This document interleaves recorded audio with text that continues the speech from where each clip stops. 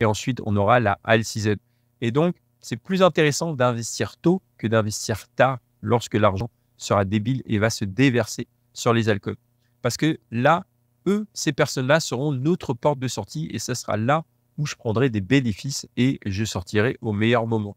Donc maintenant qu'on a dit ça sur la psychologie du marché et les différentes phases de distribution qui sont hyper importantes dans la crypto-monnaie et qu'il faut savoir, passons sur les différentes narratives. La première narrative, pas de surprise, on est ici sur de l'AI. Donc l'intelligence artificielle, ça a le vent en poupe. J'ai investi dedans depuis pas mal de mois et il y a des projets qui ont complètement explosé. Il y a Render, par exemple, qui est un petit peu en surchauffe, tu vois, depuis 90 jours. Si on dézoome un petit peu sur la charte ici, eh ben, tu vois que c'est en train de se calmer, mais on a eu des phases assez paraboliques ici et on est pratiquement à son point le plus haut. Est-ce que c'est intéressant d'investir aujourd'hui là-dedans?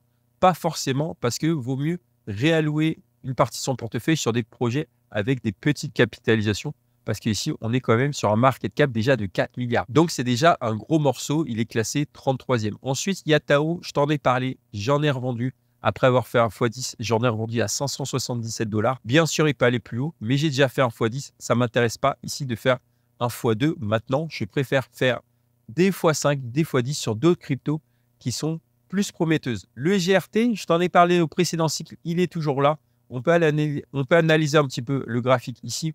Tu vois, si on regarde sur le haul, on est ici au tout début, à 0,44. Le GRT, c'est un peu l'Internet de la blockchain. Donc, ça référence pas mal de données sur la blockchain.